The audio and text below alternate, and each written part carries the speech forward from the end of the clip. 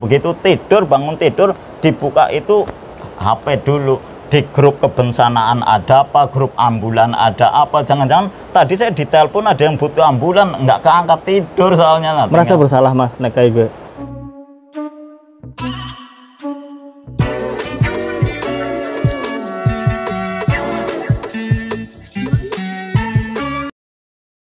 Ketemu lagi dengan Speak Sana Speak Sini.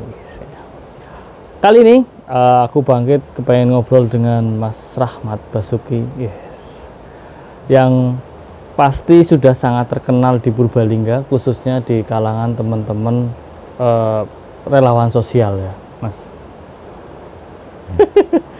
Ya, Mas Rahmat Basuki itu ketua pelaksana Basnas Purbalingga dan kemudian bergiat di Sibulan apa, Mas? Siaga Ambulan Indonesia. Siaga Ambulan Indonesia. Ini yang se-Indonesia. Jadi seorang se-Indonesia itu pasti tahu yang namanya Mas Rahmat. Banyak yang nggak tahu. Banyak nggak tahu.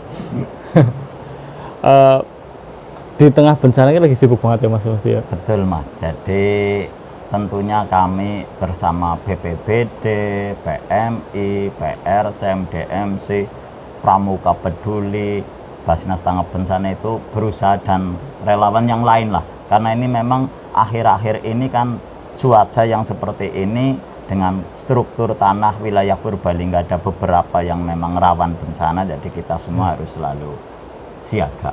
Ya. Siaga ini kayak apa Mas, agar kawan-kawan relawan gitu?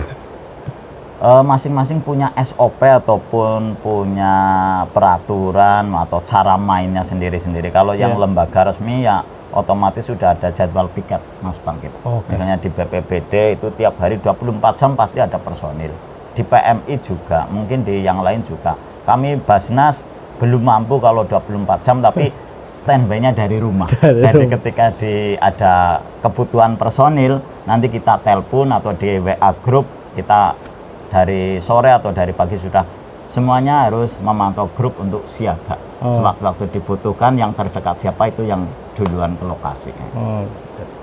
Jadi memang siaganya ya memang ya penting mental dan fisiknya siaga ya. Betul, itu harus pertama mental, yang kedua ya tetap jaga kesehatan diri ya gitu. Dan jangan lupa Mas Bangkit, pikirkan juga keluarga. Jangan aktif di luar 24 jam, yang di rumah nggak tersisa sama sekali. Pernah dikritik karena orang memikirkan keluarga Mas? Ada yang mengkritik, dan ya otomatis kalau anak-anak ya sama lah kadang-kadang, tapi karena sudah terbiasa, kadang sampai hari Minggu atau hari Ahad ketika tidak keluar, kok bapak nggak pergi gitu. Jadi kayak diusir malah. Neng rumah malah aneh ya. Iya betul, karena sudah nggak, istilahnya nggak pakai jam kerja, nggak pakai tanggal merah atau hijau atau hitam, ya namanya juga kan kemanusiaan Mas. Hanya berusaha lah gitu. Mas Rahmat itu kan kuliah di seni ya, kuliah seni, kayak topinya miring, sampingnya gitar, rumahnya sangat artistik gitu ya, dan polanya juga sangat teatrikal ya nggak. Nah, kepiye kok Mas cerita seorang Rahmat Basuki kemudian tiba-tiba masuk ke dunia apa sih istilah, dunia yang sosial banget ini, yang tidak punya jam kerja. Kalau di seni itu ada 3 unsur Mas Bangkit. Wirogo, Wiromo, Wiroso. Wirogo itu kita dengan raganya, Wiromo kita harus tahu ritmenya, dan rasa. Wiroso itu dengan rasa. Kalau ketiga unsur ini dijadikan satu, menjadi apapun, insya Allah akan hasilnya maksimal. Artinya di relawan sosial kepedulian harus ada. Itu kan dari rasa, rasa peduli. Ada orang kaya, titelnya berjejer-jejer karena kuliahnya S3, S4 dan seterusnya, tapi kalau tidak ada rasa peduli, tetangganya ada yang membutuhkan pun mungkin dia tidak respect kayak gitu. Ada orang yang belum kaya tapi karena ada rasa itu, maka ketika ada tetangga yang membutuhkan atau melihat di jalan ada yang butuh bantuan, dia akan berhenti membantu semampunya. Itu dari sisi rasa. Nah, Kalau dari raga kita mampu nggak secara fisik untuk memberikan bantuan atau pertolongan gitu. Nah, wirogo wiromo rasa itu tadi iramanya, ritmenya. Ketika membantu itu juga jangan bras-bras, tapi harus gerutuk terus seolah-olah datang ke situ kayak pahlawan. Nggak boleh. Jadi kita harus ini kasusnya apa kayak gini. Kalau di kebencanaan itu wilayahnya BPBD, mau tidak mau kita harus tunduk kepada BPBD. Penanggung jawab utama. Nah, nanti kita gabung ke sana, mempelajari dari BPBD sitrepnya, laporannya apa, kebutuhannya, baru kita mencoba menempatkan diri dengan koordinasi dengan pihak-pihak terkait. Contohnya dapur umum, kita misalnya mendirikan dapur umum tanpa koordinasi, padahal di situ sudah ada, tapi wilayah sana belum ada sama sekali, malah nggak mendirikan di sana, itu kan tidak bagus. Itu makanya tadi cara di seninya itu sama, Mas. Kalau seni itu entah tari, musik, wayang, itu wirogo, wiromo, wiroso itu menjadi satu, dan itu kan istilahnya filosofi Jawa untuk membawa hidup kita ke depan supaya mudah-mudahan bisa bermanfaat bagi diri, keluarga, dan orang lain tanpa merendahkan siapapun. Betul. Tahun berapa Mas masuk ke dunia sosial? Sebenarnya saya dari 2001 pulang dari Jogja itu rasa sosial itu kan kita semua sudah ada lah, insya Allah modalnya di dalam diri ada. Cuma ketika mau nolong kan apa yang bisa kita lakukan dengan kondisi kita gitu. Dulu saya itu jadi tukang sablon di Purbalingga karena hidupnya itu ya kayak sinetron lah, Mas. Kemarin saya sebutkan dulu saya supir ambulan, alhamdulillah sekarang driver. Hanya bahasanya, tapi bahwa itu semua harus disyukuri kan. Menjadi ngerewangi tukang sablon, rumah yang tempat kami untuk kerja itu ada selokan cukup dalam. Itu ada anak kecil mungkin umuran sekitar 14 tahunan lah. Artinya dia belum saatnya bekerja. Dia jadi bakul cilok, tapi yang dipikul waktu itu kayaknya ya sekitar 2002 2001. Jadi belum banyak orang pakai gerobak kayak gini kan. Dipikul kan itu ada kompor dan air panasnya itu. Dia lompat mungkin terpeleset, jatuh, gerobokannya jatuh, air panasnya nyiram ke punggung. Kita sampai Masya Allah, kasihan sekali kan. Tapi apa yang bisa saya lakukan? Saya sendiri hanya ngerewangi tukang sablon, penghasilannya sangat sedikit. Akhirnya ya hanya bantu sebisanya, rumahnya mana, terus ada warga situ yang terdekat situ yang punya motor, diantar pulang. Kembali lagi ke situ, bahwa semuanya itu sebenarnya ada fitrah untuk kepedulian. Tinggal mau tidak untuk melaksanakan dan kemampuannya kita apa gitu. Jadi untuk membantu itu. Begitu kurang lebihnya, Mas. Ya, bertahun-tahun di dunia sosial ya, terutama berarti cuma di Basnas ya? Dulu di Purbalingga saya nyablon, tapi ya mulai dengan kegiatan sosial ya. Kalau semacam sekarang ya teman-teman sekarang kan menjamur, relawan-relawan sosial, apa istilahnya yayasan atau komunitas atau apalah. Dulu kita belum ada temennya, Mas. Jadi ya cuma semampu kita saja lah gitu. Ya sekitar 2001 itu. 2001 sampai 2021, 20 tahun. 20 tahun. Apa yang ditemukan oleh seorang Mas Rahmat setelah melanglang buana kayaknya kabeh daerah di Purbalingga wis dijajaki ya? Menjadi orang yang berkegiatan sosial itu setelah saya sambil berjalan itu mungkin ini pendapat pribadi Mas Bangkit. Nanti kalau ada yang tidak sependapat pun nggak masalah, atau menambah atau mengurangi atau nggak dipakai sama sekali nggak apa-apa. Ada beberapa fase, Mas. Fase pertama kita merasa seperti pahlawan. Pernah mengalami Mas? Ya pernah, kayak gitu misalnya ya bantu orang, katakanlah ini diantar ke rumah sakit sampai sembuh. Wah, saya merasa puas kalau yang saya bantu itu sembuh kayak gitu kan. Kan seolah-olah kalau nggak saya yang bantu belum tentu dia sembuh kan gitu. Kalau dibalik loh. Padahal sebenarnya nggak juga kan kayak gitu. Itu jadi merasa kayak pahlawan. Ini saya ngomong diri saya sendiri ya, bukan kritik teman-teman. Tapi Mas Rahmat pernah merasa titik itu? Pernah juga ya, memang itu fasenya menurut saya. Jadi mungkin ya yang lain juga mungkin ada, tapi mudah-mudahan nggak hanya saya saja. Benar kancane ya. Jadi mondarannya nyalah. Jadi merasa sok berjasa, iya. pahlawan. Yang kedua, merasa kecewa. Kecewa karena bukan kecewa pada diri sendiri, kecewa kepada kebijakan-kebijakan atau baik pemerintah atau instansi atau apa. Contohnya misalnya kayak gitu. Kita ini misalnya lah ya, nganter orang sakit, minta rujukan ke salah satu tempat yang bisa merujuk orang sakit.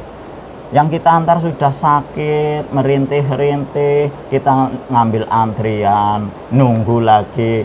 Ya kalau kita yang nggak sakit sih nunggu, ya jenuh-jenuh orang sehat ya. Tapi kalau yang sakit kan udah sakit, nunggu lama banget. Ketika Bu ini, oh ya nanti nunggu antrian ya gitu. Nunggu lagi, sana pada ketawa-ketawa kayak nun sewu nih loh ya. Secara psikis itu kan tidak mendukung kondisi kami yang di sini kan. Seandainya sana mungkin tidak tertawa, sebentar ya Mas, ini saya selesaikan ini ada aktivitas seolah-olah membantu lah ya minimal. Iya, membantu beneran ya mudah-mudahan. Intinya kan jadi suasananya tidak bertolak belakang gitu kan Mas. Ya, misalnya sini sudah butuh segera ditangani atau rujukan atau diperiksa, yang sana kelihatannya mungkin memang lagi ngantri kita misalnya, tapi kan ya ada istilahnya empati atau simpatinya sedikit lah, misalnya sebentar ya Bu, mohon ditahan dulu atau duduk di sebelah sana dulu yang lebih nyaman karena ini masih nunggu jadwal berapa pasien lagi misalnya, kan jadi bagus. Nah disitulah kita kadang merasa kecewa gitu kan. Kalau dulu saya nggak bisa ngumpat di medsos Mas, kalau sekarang kan tinggal jedat.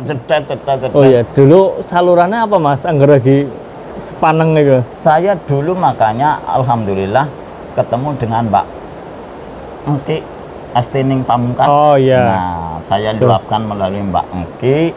Alhamdulillah dimuat di dulu salah satu itu waktu itu radar ya. Nah, radar Banyumas. Ya, waktu itu kami ada tetangga ini yang lumpuh, anaknya lumpuh karena ada pengapuran tulang, bapaknya sudah tua dan sudah tidak punya ibu. Nah, ketika kami coba dampingi, dibantu baik pengobatan ataupun untuk kehidupan sehari-hari, dia butuh kursi roda. Nah, saya bingung ini minta kemana. Terus akhirnya ngobrol-ngobrol dengan Mbak Engki. Mbak Engki itu terus datang ke sini hujan-hujan, ngecek langsung, dia bikin berita, diunggah di Radar Banyumas. Ini mohon maaf langsung saya sebut saja, terima kasih pada Pak Bupati Banjarnegara, Pak Budi Sarwono, Pak Wingcin. Entah 2000 berapa dulu ketika beliau membaca surat Radar Banyumas butuh kursi roda, beliau menyuruh temannya yang di Purbalingga untuk ngecek ke sini. Saya antar ke lokasi waktu itu dan alhamdulillah dicek benar, sekitar 5 hari kemudian diantar kursi roda. Tapi waktu itu Pak Wincen belum bupati ya? Belum, jauh sebelum itu, belum ada niat mungkin, tapi beliau sudah, saya akui bagus, hanya membaca dari surat kabar langsung respon, dan itu juga jasa dari kayak panjenengan Mbak Engki yang selalu mengabarkan kesedihan sehingga ada orang yang terketuk hatinya untuk sedikit menutup kesedihan.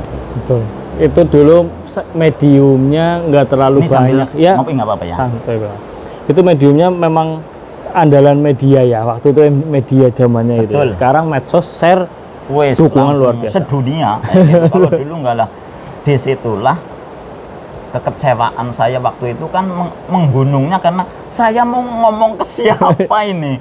Misalnya di dinas sana ada kursi roda, kita mau minta bantuan untuk itu, tapi kok nggak turun atau caranya bagaimana nggak tahu. Kita juga tanya ke sana, kadang misalnya penjelasannya tidak begitu dipahami, padahal ini misalnya benar-benar butuh dan kita tahu ada di sana, tinggal nurunkannya saja gimana lah. Ini kan kekecewaan itu yang tadi saya sampaikan setelah fase kayak sok pahlawan, fase kekecewaan. SKTM pembiayaan itu masuk di fase itu juga Mas? Dulu belum ada SKTM kayak gitu. Jadi pokoknya umum, bisa berobat ya bisa, kalau enggak ya sudah kayak gitu. Awal-awal ya. Jadi waktu itu kan sekitar itu kayaknya sekitar 2003-an lah, belum fasilitas, belum kayak gini lah kayak gitu. Itu. Fase ketiga adalah nantinya kita harus pada akhirnya Sumeleh. Sumeleh itu yang kayak kita kadang sekarang diobrolkan atau saya share itu, contohnya kayak gini nih, Kelihatan apa enggak ini? Enggak, orang katon. Orang katon. Maksudnya terus bergerak dan peduli aja betimbok ora kondang gitu. Jadi intinya kalau kita mau peduli, sudah kita peduli saja. Ada orang memuji, nggak usah tinggi hati. Ada orang mencaci, nggak usah frustasi. Biarlah itu mengalir saja. Bahasa menterengnya orang-orang sih katanya, kita nggak butuh penilaian orang, tapi mudah-mudahan Tuhan yang akan menerima amal baik kita. Katanya begitu. Gitu. Tapi itu kan fase yang lama. Dan sudah sampai level itu? Berusaha. Ya. Berarti apa Mas, bukti bahwa orang sudah pada fase ketiga itu, teman-teman relawan sosial itu? Ya, saya tidak berani ngomong bukti sampai ke situ ya. Paling tidak saya mengajak ke diri sendiri dan teman-teman, jangan gegabah dulu mengkritik, jangan gegabah dulu istilahnya protes dan lain-lain, tapi pelajari kasusnya dulu. Misalnya menemui kasus tentang pasien kesulitan berobat, pasien kesulitan transportasi, atau rumah yang sangat tidak layak, kok nggak sepertinya kayak nggak ada yang memikirkan, kan itu nggak boleh gegabah. Contohnya kemarin misalnya di satu tempat dia ada orang sambil selfie, misalnya gubuk, ada nenek-nenek cetet, masa ya Purbalingga masih ada yang kayak gini, share. Setelah itu dia menghilang, gitu kan. Akhirnya kan desa yang ketempatan ataupun rame dan merasa tersinggung kan. Nah, kalau kita mau membantu, otomatis kita datang ke balai desa, tanya dulu ini rumahnya siapa, nun sewu kok bisa seperti itu, kendalanya apa tanahnya milik sendiri atau numpang, kalau numpang itu diizinkan atau tidak, punya anak atau tidak, kalau punya anak seandainya suruh ikut anaknya saja bagaimana, kondisi anaknya siap menerima, bla bla bla bla bla. Artinya jadi jangan langsung menjustifikasi dulu, tapi pelajari dulu. Bukan artinya itu sudah sumelah, tapi lebih bijak dalam memberikan pertolongan atau pendampingan. Karena keterbatasan ya, kita juga punya keterbatasan untuk membantu. Beras-beras ya malah jadi nggak solutif. Betul, dan kadang-kadang kalau tidak hati-hati jadi seolah-olah jadi kayak mengadu domba kan, gitu. Misalnya dinas ini tersinggung, ini pemerintahan ini tersinggung. Nah, akhirnya kan bukan solusi untuk orang itu, tapi malah jadi istilahnya menjadi panas di tingkat medsos gitu. Iya, itu kemarin-kemarin ya sempat rame posting foto-foto tok gitu kan. Saya memahami, bukan saya sok tahu memahami, saya pernah di posisi itu, hanya dulu nggak semudah sekarang gitu kan. Kembali lagi ke tadi itu yang saya sampaikan, ada fase-fasenya gitu. Fase sok pahlawan ya. Selama ini pengalaman apa Mas yang paling menarik dari seorang supir yang kemudian jadi driver? Sukses jadi driver. Ya, sukses ya. Kalau saya boleh dikatakan sangat banyak Mas, sangat banyak yang menarik. Kan? Iya betul, karena Basnas Kabupaten Purbalingga ada ambulan gratisnya itu dari 2010. Sekarang sudah 2021. 10 tahunan. Artinya saya nyupir 10 tahun, makanya sudah jadi driver. Simet driver ya, bukan? Ada sertifikat pelatihan, pelatihan jadi supir ambulan. Karena kenapa banyak saya sampaikan hal-hal yang menarik, kalau kita bekerja, berusaha sabar, menikmati pekerjaannya, ya kan jadi kita nyaman saja, enjoy saja kata orang itu, dan yang mungkin bagi orang lain tidak menarik, bagi kita menarik aja gitu. Contoh Mas, supir ambulan dulu kalau ngantar ke Jogja atau sekarang pun juga pasien ke Jogja dari Purbalingga, diantar malam ini sampai ke Jogja misalnya besok pagi. Dia istirahat di rumah singgah karena kita kerjasama dengan rumah singgah yang gratis di Jogja. Pasien masuk ke rumah sakit kan besok pagi. Kita istirahat dulu setelah ngantar ke Sarjito atau ke rumah sakit mana lah yang Karyadi Semarang. Kita istirahat kan capek tidur, nunggunya itu sehari sesiang itu Mas, dari nanti bangun misalnya jam 10-11 sampai sore dia selesai. Itu kan kita nunggu aja. Nah orang bilang kan menunggu itu kan paling jenuh kan, membosankan. Maka kita bikin biar nggak jenuh. Nah ketika ada teman yang sedang berangkat ke Jogja, kita driver-driver yang lain itu berusaha biar dia tidak jenuh di sana. Salah satu caranya kadang-kadang kalau ada satu misalnya Mas Bangkit ini lagi ke Jogja, oh ya biar tidur dulu. Ketika Mas Bangkit tidur, saya ke teman-teman di grup, ini Mas Bangkit kan lagi tidur capek, jadi mari kita ucapkan ulang tahun bersama-sama dengan tulisan yang panjang-panjang di kopi yang banyak banget, di kopi share ya. Oh ya setuju ya toh. Teman-teman pada nge-share yang di Cilacap, yang Kebumen saya, yang di Jogja misalnya, yang di Tegal, pokoknya Pemalang, Randu Tunggal, Purwokerto, Purbalingga nge-share semua. Nah kayak gitu kita ngobrol yang lain lagi kayak gitu untuk estafet. Begitu Mas Bangkit bangun menghidupkan udah penuh ya. Itu tinggal mentang-mentang ini orang gila. Tapi kan dia jadi terhibur. Artinya apa? Oh ternyata tadi waktu saya dikerjani ya nah, dia kan jadi melupakan kejenuhannya di sana. Bebannya gitu. Jadi nggak terlalu berat ya. Betul, jadi mengalihkan istilahnya pemikiran bahwa saya masih nunggu. Kadang saya sendiri berusaha menjadi penyiar radio di ambulan juga kan kayak gitu, nyetel musik yang keras di ambulan, kita jadi penyiar radio namanya siaran radio ruak dak gitu. Ruak dak. Oke. Dan nanti kan begitu disetel, wah ini nggak bener ini penyiarnya kayak gitu kan, dia jadi nggak bosen di sana karena selalu ada komunikasi, guyonan, nanti nggak terasa, oh ini pasien ini udah selesai, mau saya jemput dulu, ya jemput dulu sana. Gitu. Oke. Mas, angger ambulan, aku kan sering nonton ambulan kan ngebut ya Mas ya. Betul. Rasanya jadi driver ambulan dengan kondisi padat. Angger di luar negeri kan jadi jalan ada bisa, yang ya itu ya. Kalau kita kan ya di sini kan belum. Malah ngetut ambulan ya itu balapan. Nah, sebenarnya sengebut apa supir ambulan, Mas? Kalau menurut undang-undang lalu lintas, Mas, kita dilindungi undang-undang dan ada aturannya juga. Undang-undangnya itu ambulan dalam kondisi darurat maksimal 80 km per jam. Jadi tidak terus semaunya sendiri. Ugal-ugalan. Enggak boleh ugal-ugalan. Karena pertimbangan dengan kecepatan itu kan misalnya ada ngerem mendadak atau apa kan masih sempat lah katakanlah begitu ya. Walaupun nanti kalau namanya musibah sih siapapun bisa terjadi gitu.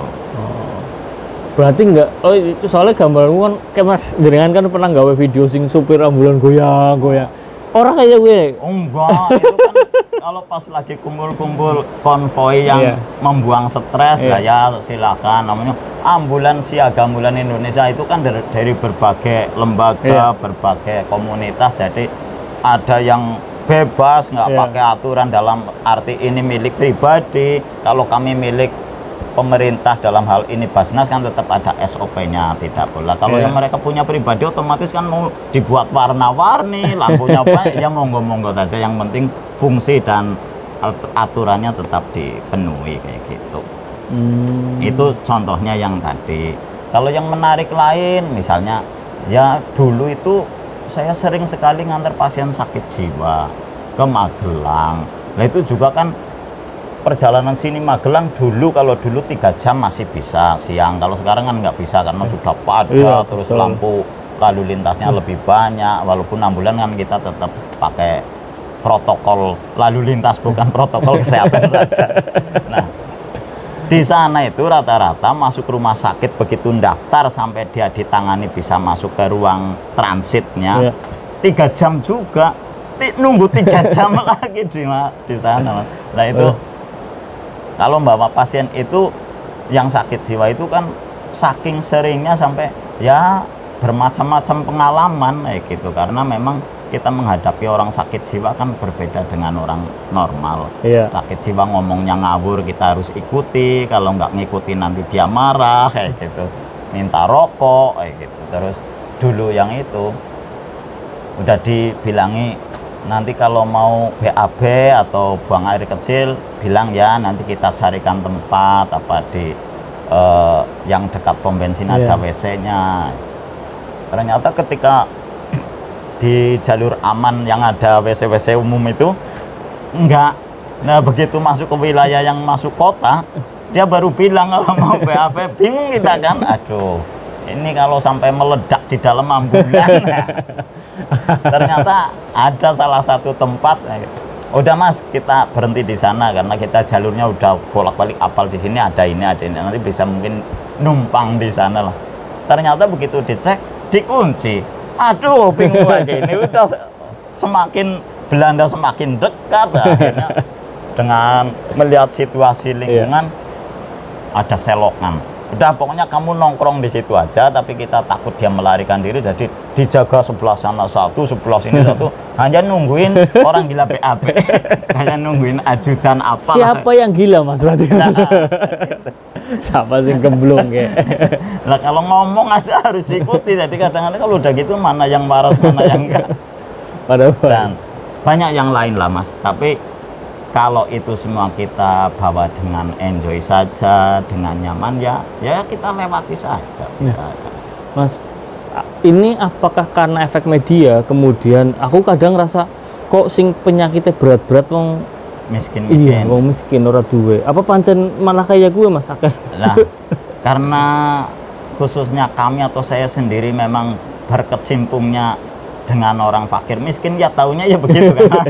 Ambulan gratis Basnas Kabupaten Purbalingga kan untuk orang miskin. Iya. Kalau orang yang mampu pakai ambulan yang lain dulu, ya otomatis ya mayoritas yang kita hadapi ya mungkin sih ya ada benarnya, maksudnya ada benarnya, karena kalau dirunut secara ilmu kesehatan ya orang yang miskin kan kurang gizi kan mas, jadi mudah terserang penyakit. Betul. Dan lain-lain gitu. Rumahnya tidak layak, rumahnya gitu, tidak layak, terus kebocoran, masuk angin, istilahnya ya cara bahasa memang nyong wis batin. Kayak gue. Terus maning, gue sih iya.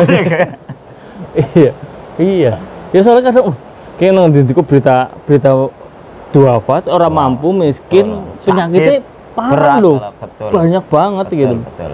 Dan mereka tidak punya solusi. Nah itu yang tadi kita jadi akhirnya kadang kalau nggak siap mental mendampingi kayak mau protes kan, sampai protesnya kalau tidak hati-hati kan protes kepada Tuhan. Kenapa penyakit ini nggak dikasihkan itu aja orang yang sombong, yang kaya, koruptor gitu. Kayak gitu kan. Tapi kan nggak boleh. Itu hanya pemikiran-pemikiran ketika sedang goyah, ketika terlalu berat. Kita yang dampingi aja berat, apalagi dia yang sebagai mengalami atau sebagai pasiennya. Sekarang kan banyak banget teman-teman yang ya tadi bergiat di sosial, banyak banget.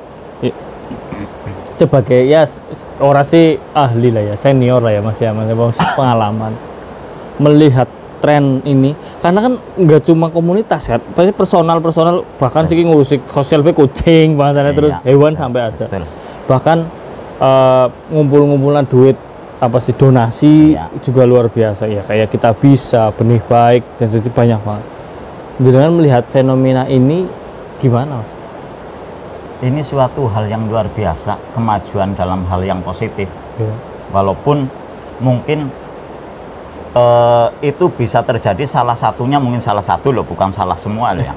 Salah satu juga karena orang sudah kayak frustasi kayak gitu. Ketika frustasi menghadapi kehidupan yang menurut saya harusnya jalurnya kayak gini, kok nggak kayak gini, akhirnya kita jadi kepriwesi carane gitu. Akhirnya kan punya greget, nah jadi mau turun tapi dalam hal positif gitu. Misalnya melihat tetangganya berobat sini ditolak katanya ini beda ini. Akhirnya anu kepriwe jane ya wis ngasuk nyong tek melu jajal. Nah kan jadi mulai ada kepedulian. Itu kan suatu tren yang baik lah. Semakin banyak yang peduli, maka insya Allah semakin banyak orang yang tertolong. Hanya hati-hatinya bagi saya sendiri itu jangan terlalu percaya bahwa saya menolong orang lain gitu, karena pada hakikatnya saya menolong orang lain itu saya sedang menolong diri saya sendiri. Jadi yang ditolong tidak bilang terima kasih pun nggak apa-apa. Misalnya ada nenek-nenek perlu nyebrang, saya tolong, dalam hal ini nolong nyebrangkan, bukan saya berjasa bagi nenek-nenek, tapi saya menolong ke nenek-nenek itu, mudah-mudahan Tuhan jadi memberikan kasih sayang ke saya, ngampuni dosa saya, kan begitu. Wong contohnya itu katanya Pak Ustadz nih, kata Pak Ustadz, bukan saya. Seorang pelacur, ada mungkin juga sudah sering mendengar lah ya, para pemirsa juga sangat paham lah, ini hanya intinya. Seorang pelacur ketika ada anjing yang kehausan tapi sumurnya di bawah, anjingnya nggak bisa turun ngambil minum, maka si pelacur itu turun, terompahnya atau sepatu botnya mungkin atau sepatu pantofelnya dia turunkan ke bawah untuk ngambil air diminumkan ke anjing. Itu saja Tuhan langsung menyampaikan bahwa itu bisa masuk surga atau diampuni dosanya. Ini mohon maaf, bukan menyamakan manusia dengan anjingnya, bukan, tapi dari sisi ada kepedulian saja kepada makhluk Allah, kebaikan kepada binatang saja bisa penyebab Tuhan atau Allah ya mengampuni kita. Apalagi kalau kita mau peduli baik dengan sesama manusia. Disitulah yang kita jaga. Kalau kita menolong orang lain, bukan saya berjasa, tapi saya sedang mengharap ampunannya Allah atau Tuhan, kasih sayangnya Allah. Mudah-mudahan dosa saya yang sudah numpuk ke sana ke sini bisa dikikis dengan hal-hal yang seperti itu, mudah-mudahan. Tapi angel ya Mas, fase titik itu menyadari bahwa sing lagi dibantu ke udah wong kae, tapi sedang untuk diri kita. Nah, itulah makanya kenapa kursi ukir mebeler itu mahal harganya, karena sudah ditata, digorok, perlu proses Mas, prosesnya menyakitkan gitu. Kalau sampai ke level itu ya perlu pelatihan, perlu ini, harus kembali lagi menyadari bahwa saya nggak berbuat apa-apa kok, saya hanya menjalankan sesuai yang sedang diberikan kemampuan oleh Tuhan atau Allah kepada kita. Kalau kita tidak diberi kesempatan, saya misalnya jadi supir ambulan, kan karena saya sedang diberi kesempatan itu. Coba kalau saya sudah nggak di situ, ya cuma rahmat yang ingah-ingih ke sana gitu kan. Jadi nggak ada apa-apanya gitu. Mas, kalau ngomong tantangan dunia kerelawanan sosial apa Mas? Sekarang gitu tantangan. Teman-teman atau kita sendiri tadi dengan sampaikan siap mental. Menghadapi kadang kebijakan publik yang seolah-olah seperti tidak searah dengan yang sedang kita perjuangkan. Nah, gitu. Jadi idealisme itu harus kita jaga, jangan sampai idealisme itu membabi buta. Ya, tadi begitu peduli terus langsung share, belum ada cross check dulu gitu. Itu kan tantangan kita untuk menahan diri. Jangan terlalu langsung respon yang terlalu cepat tapi tidak akurat kayak gitu. Bukan bahasa kita membuang idealisme, bukan. Tetap idealisme itu tetap ada, hanya prosesnya harus hati-hati. Nah, jadi cara-caranya bahasa Belandanya aja kagetan, aja mutungan gitu kan. Tenang saja, tenang dulu. Contohnya Mas ini. Ketika ada kecelakaan laka lantas di jalan, orangnya yang di situ panik. Langsung si korban diangkat saja tanpa melihat luka-lukanya. Kan yang tadinya ada fraktur, misalnya patah tulang di sini, langsung diangkat saja sini, ya tambah patah kan. Tapi kalau kita yang sudah diberi pelatihan, tenang saja dulu, dicek dulu ada lukanya di mana saja. Nanti cara ngangkatnya jadi tepat, mudah-mudahan bisa mengurangi resiko luka bagi si korban. Nah, itu menolong orang lain dalam hal apapun kan begitu. Jangan begitu lihat tuh, oh ya, nanti malah kita salah dalam proses. Apa mana nulungi terus di foto-foto di set. Nah, itu kadang-kadang saya nggak komen itu. Foto-foto dong baru gue lunga. Terus gue desain mesos. Anu miki nyong liwat rok ya. Ya itu sudah membantu lah. Sudah membantu karena menginformasikan itu. Betul. Ya di satu sisi itu menginformasikan. Iya, kita ngambil sisi positifnya saja, Mas. Oke, itu Mas Bangkit. Pernah merasa bosan Mas sebagai pegiat sosial? Ya secara manusia mungkin pernah, cuma bukan mudah-mudahan bukan sombong, tapi hal itu kecil, maksudnya prosentasenya. Karena apa? Karena merasa itu sudah kewajiban. Ya contohnya misalnya tidur saja jam tidurnya kan nggak mesti kayak gitu. Begitu tidur, bangun tidur, dibuka itu HP dulu, di grup kebencanaan ada apa, grup ambulan ada apa, jangan-jangan tadi saya ditelepon ada yang butuh ambulan, nggak keangkat tidur soalnya. Merasa bersalah Mas, nek kayak gue? ada saatnya merasa bersalah, ada saatnya enggak. Lah memang perlu tidur apa enggak kok mantengi HP baik kayak gitu. Jadi ini ada kemiripan antara relawan sosial dengan netizen ya. Mapan turu HP-nya perek gitu ya. Tangi turu sing dicemek HP di situ. Tapi mudah-mudahan ini karena itu tadi, kebetulan kan dulu pernah ini ceritanya Mas. Tidur. Iya. Pagi bangun itu habis subuh buka HP, wis meretet, udah dimarah-marahin karena ada bencana. Lah Pak pejabat itu sedang perjalanan ke suatu tempat karena di rumah ada bencana, ya beliau membatalkan perjalanannya, harus langsung ke bencana karena kami Basnas itu juga harus membantu saat itu juga. Jadi kami harus datang sebelum beliau nyampe ke lokasi. Lah saya baru bangun tidur Mas, ini baru mau ngubungi yang pegang berangkas kunci, Pak personil, Pak pengurus yang mau tindak ke sana, mobil harus disiapkan. Aduh, terus diteleponi lagi. Jadi kadang-kadang kan bangun tidur aja sudah kayak trauma. Ya itu hanya guyon Bapak. Kita bekerja di kemanusiaan itu kondisinya ya seperti itu Mas. Beresiko seperti itu. Itu baru urusan persiapan ya. Persiapan. Pelaksanaan. Betul. Jadi memang proses dan itu mengalir terus seperti itu, jadi harus siap-siap mental kayak gitu. Jadi kalau yang sekali dua kali sudah nggak kuat ya udah mending istilahnya tinggal bahasa Prancis. Kalau wedi aja wani-wani, anggar wani aja wedi-wedi, masuk ke dunia sosial.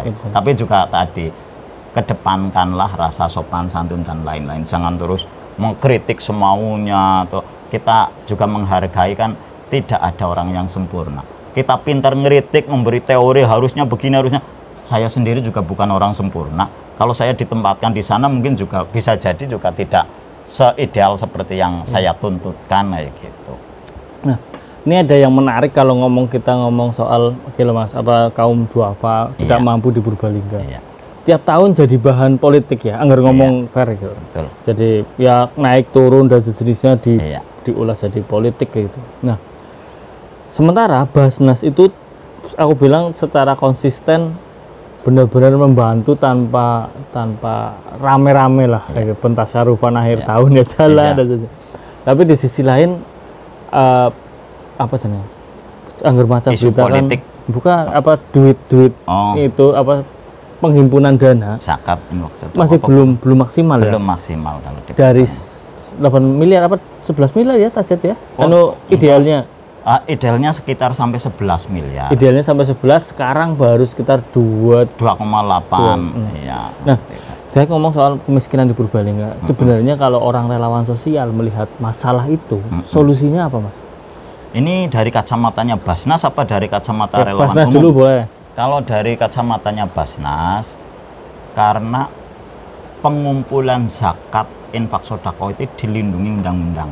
Jadi tidak boleh sembarang orang. Sembarang orang mengumpulkan atau menjadi pengelola itu dalam tanda kutip bukan berarti kami menakut-nakuti, tapi pertama itu ada di dalam Al-Quran disebut ngamil.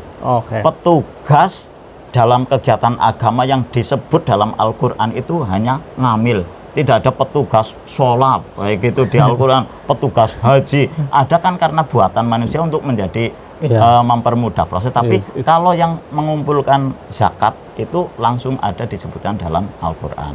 Dari pemerintah itu makanya ada undang-undangnya untuk perlindungan hukum. Dan bagi ngamil yang resmi itu diaudit, audit syariah harus benar secara syariah, audit akuntan publik secara manajemen pengelolaan zakat infak sedekah juga harus benar ya gitu. Jadi kalau dari sisi ini maka memang kalau secara aman dari sisi syariah dan sisi undang-undang kepemerintahan ya kepada badan ngamil zakat.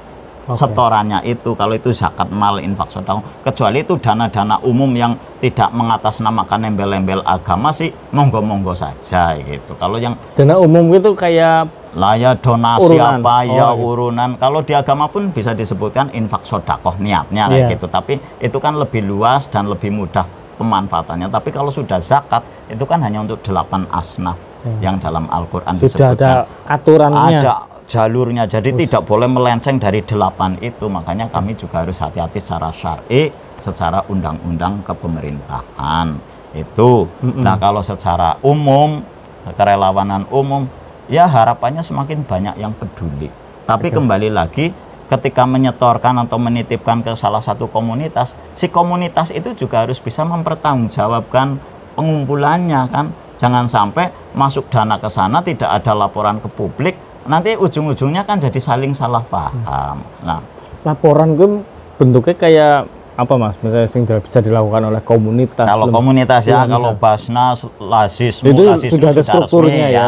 Kalau komunitas itu karena menurut saya ini loh Mas Bangkit, teman-teman itu mau mengumpulkannya lewat medsos, ya bisa dilaporkan lewat medsos juga kan. Gitu. Misalnya pengumpulan bulan ini komunitas A dapat sekian, kalau muncul by name dari siapa saja, terus disalurkan untuk bantuan apa saja, untuk namanya siapa yang menjadi sasarannya, disebutkan alamatnya, kan mungkin itu juga para donatur sudah merasa cukup aman. Walaupun tidak semua donatur butuh itu karena saking ikhlasnya, tapi ketika kita yang menjadi mengemban amanah itu adalah menjadi kewajiban profesional kita untuk melaporkan itu, untuk menjaga justru komunitas kita agar dipercaya dipercaya oleh publik. Jadi kedepannya tetap membawa kemanfaatan. Nanti kalau sampai tidak dipercaya, donaturnya pada nggak mau menyerahkan, kegiatan kita kan jadi berhenti karena tidak didukung donatur yang kuat gitu. Atau paling tidak ya jadi berkurang kegiatannya.